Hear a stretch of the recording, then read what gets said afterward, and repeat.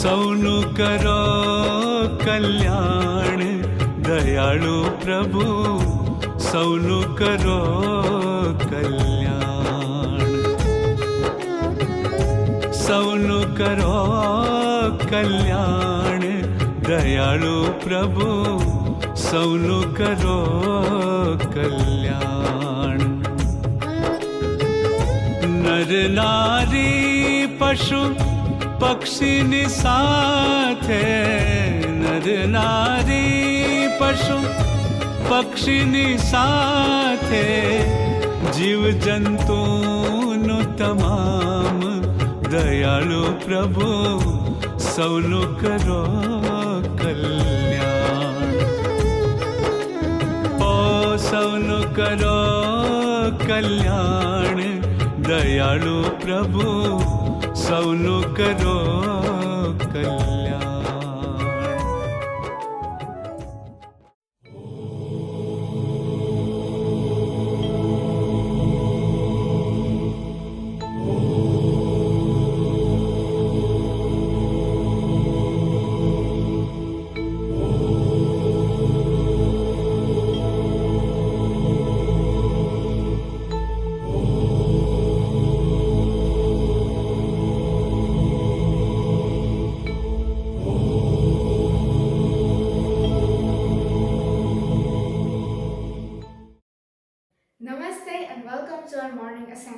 Today we'll be talking about OTT platforms.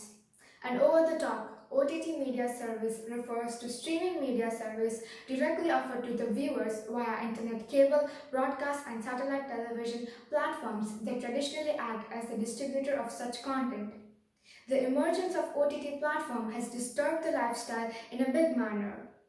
It has been propelled by the rise in the standard of living, evolution of smartphones, ubiquitous and affordable internet connectivity coupled with increasing penetration in rural areas and changing audience preferences.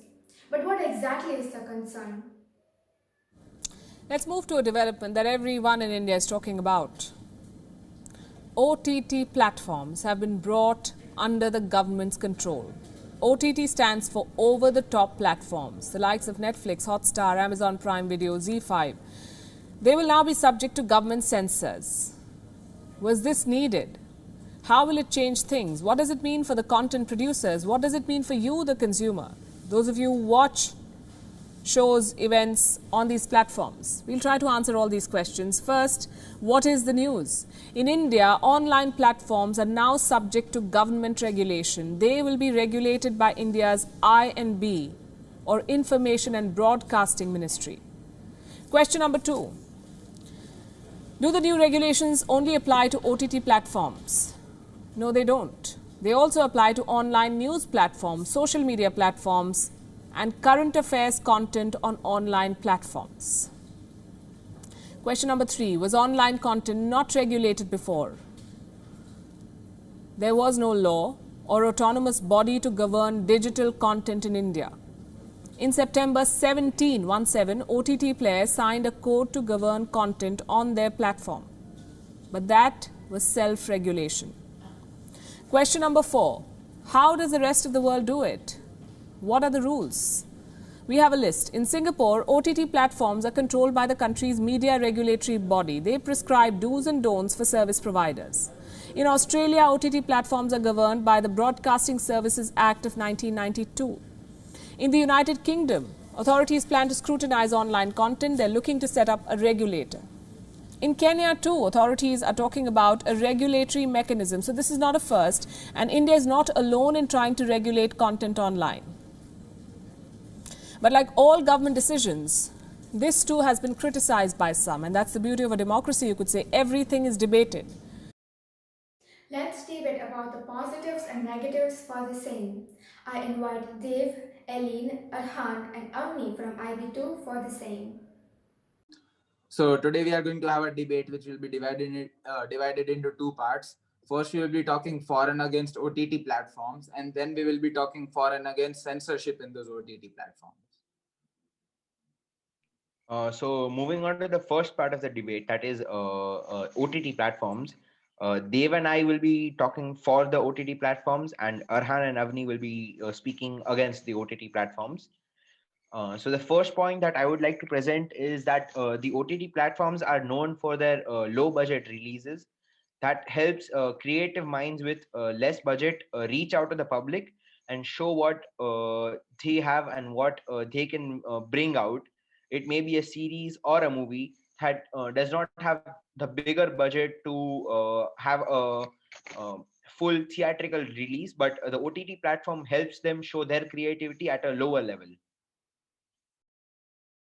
But looking at the economical standpoint of this, it is less advantageous to go for a OTT release rather than a theatrical release, because the earning isn't just that much.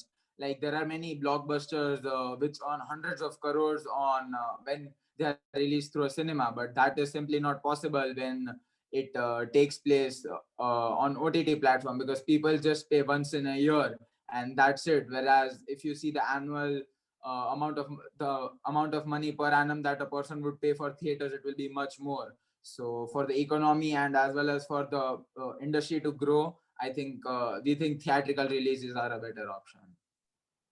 But the theatrical releases affect the viewership that a movie or a series has, because in the OTT platform, a whole family together can watch the series or the movie, while if we see the theater has limited seats and limited shows per day, or if we see per week, then the viewership that the films and the series get in the OTT platform will be way higher comparatively to the uh, releases in the theaters. And we take the example of Scam 1992 that has become very viral because of the OTT platform release.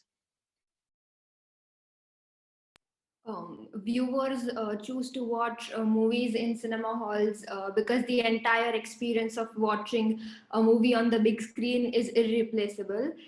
We can't possibly imagine Bollywood blockbuster movies like Bahubali, which did so well in the box office, to be released on an OTT platform. It would simply have killed the screenplay, the production value, and the animations. My point being that the entire theatrical experience is irreplaceable. Okay, so I agree to that point to some extent, but I also think that having OTT platforms gives you the convenience to the viewers. I mean that you can't just lay in the theaters while you watch blockbuster movies, but due to OTT platforms being present, you can just lay in your bed or watch the movie or TV shows in whatever position you like. Yes, that's true, but with that convenience also comes addiction, and that the best example of that is the recent phenomenon which is commonly known as binging, wherein people watch a whole TV show at once without stopping, and this the person ends up watching like 5 to 10 hours minimum of a TV show, which may hamper with their daily schedule, and it is something dangerous for people who are for example working people who have deadlines to meet, or even students who have their exams coming up and the night before exam they are watching something. And also the suspense that is there in TV shows at the end of every episode leaves the viewer wanting to watch more, so that is something that is very bad for the people watching. Okay, so to counter and to conclude Arhan's point, I would like to say that OTT platforms are good as far as one is not addicted to it and one's daily schedule doesn't get affected due to it. So I think that OTT platforms should be there unless it's unless is uh, addict addictive to one. And yes. Yes, that is something I can agree. For the second part of the debate, we'll be talking about censorship. Arhan and I will be talking in favor of censorship, and Aleen and Dev will be talking against the idea of censorship. So the first point is that everything that sells well in a market will be produced more. Indian content is predominantly based on just a few genres, which include mystery, thriller, and drama. And most of the content that is being shown on the OTT platform is loaded with graphic scenes and adult themes. And they show things about sexual violence, objectification of males and females, rape, violence, and bloodshed. OTT platform attracts viewers from all age group, and so we believe that there needs to be a limit to what is being shown. OTT has a flourishing future. However, we need to be asking questions on how much is too much. To counter that point, I would like to say that having censorship in OTT platforms is like not providing a pen to a writer while he or she writes the movie. So, uh, unless I think that there is a freedom to writers and creators of the movie or the TV show of including language to an extent, but not exceeding a limit, I think censorship should not be there. And if it is, then it should be to a certain limit. Uh, Actors cannot give their best for a scene if censorship is there. I mean, uh, having a limit and a barrier to what could they speak and could they use in the dialogues, I think that censorship is not good for OTT platforms. Yes, but this limit that you are talking about is very objective, and people like treat it differently, because there are many TV shows which are very popular and have like abusive language used in almost every sentence or every scene that is coming. So, and that is something that we feel is very unnecessary and very excessive, because then it sets a bad example to the people watching it, who is usually an audience comprised of people who are still impacted by such things and are still in their growing stage, such as like people between 16 to 18. And the use of such language and also such scenes gives a very wrong idea of what the society is, and makes them think that using abusive language in the daily lives is something very cool, or something that will something that will raise their social status, whereas that is not the case. But the tag of unnecessary is commonly misused in order to cut the creative aspect of the movie or the series. For example, if we take an actor who is playing the part of a person who has anger issues, obviously the actor would not speak in very light language. The language that the actor will use will obviously be with curse words or at least foul words, in order to show what the character feels and what the character will develop into. So if there is a ban on the use of language, it will definitely create a hindrance in the way the writer is allowed to portray his imagination, and how the writer primarily views what the story for the film or the series could be. So, what I think is that if there has to be censorship, it has to be limited to certain aspects. For example, I completely agree that there are some unnecessary scenes that are put, which would be okay if it was not there in the movie. But some scenes, like for example, the use of a language may be a requirement for the character development further in the story. So if there is a limited censorship, or if the government has something accordingly planned, then it will not be a problem. Yes, so this is something that I guess both of us can agree upon, which is that there should not be complete censorship, but partial censorship done by, as you said, the government, wherein they keep in mind the scenarios or the scenes in the TV show which need, and the scenes in which there is excess, so that there is a balance. And yes, the censorship ensures that there is nothing unnecessary or too much profanity. These OTT platforms are brainwashing for children from 7 to 14 age who are maximizing their time over screen, which causes massive amount of eye strain. And also the kind of abusive and offensive language portrayed on the web series is sometimes humiliating. I have invited one of our group member and a parent to share their personal experience, views and concern. Let me call Devangi from IB2 and Miss Shweta Dave, one of our parents, to share their personal experience, which I am sure will be able to relate with. In these modern times, forms of entertainment have become more and more virtual. These so called entertainment sources are mere dopamine based platforms that manipulate with one's brain. The first time, and luckily the only time, when I fell victim to this silent killer, as I like to call it, especially for my generation, is a couple of years back during my 10th grade summer vacation. It had just been a week since my final examinations had been completed and I was already getting bored. I had subscription to some of the various OTT platforms but had never had gotten a chance to really explore the content. It was just within a few minutes I found myself in front of the TV scanning shows and series. Hours passed by and I was gazing at the screen, rather binge watching series. It was not until dinner that I realized that I'd already spent 8 hours of my day on that very same place, indolently staring at the screen. It was quite alarming for me as I have always been an active person and I wasn't able to accept the fact that I'd wasted 8 hours of my day on that very same couch.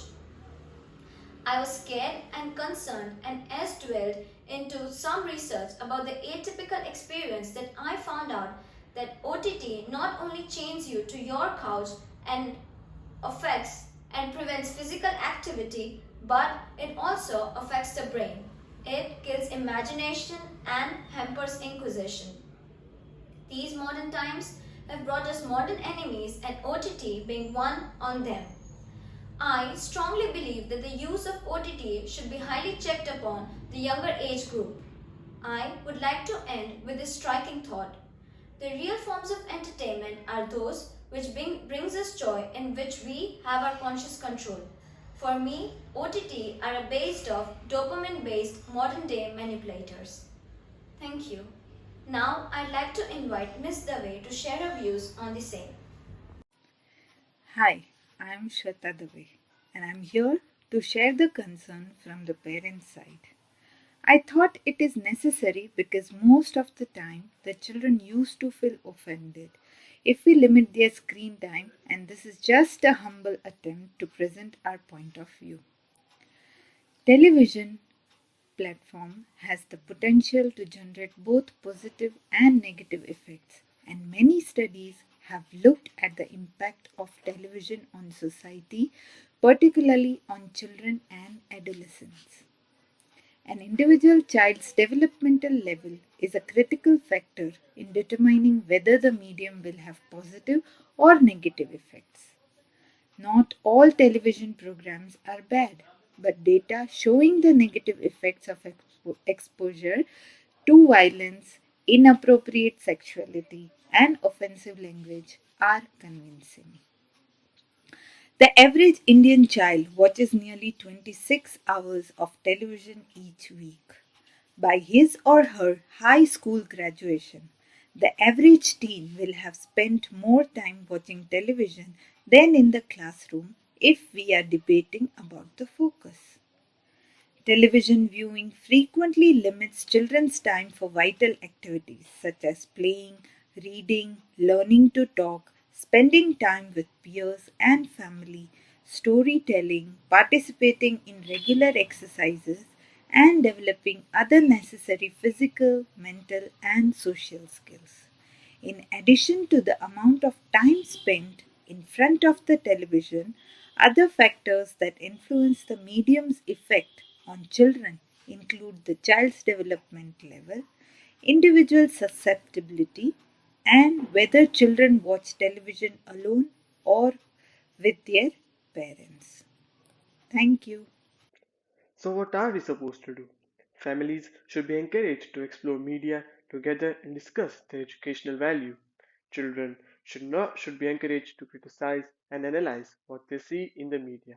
Parents can help children differentiate between fantasy, reality, particularly when it comes to sex, violence, and advertising. No child should be allowed to have television, computer, or video game equipment in his or her bedroom. A central location is strongly advised with common access and common passwords. Television watching should be limited to less than 1 hour to 2 hours per day. Families may want to consider more active and creative ways to spend time together. Older children should be offered an opportunity to make choices by planning the week's viewing schedule in advance. Ideally, parents should supervise these choices and be a good role model by making their own wise choices. Parents should explain why some programs are not suitable and praise children for making good and appropriate choices. Thank you.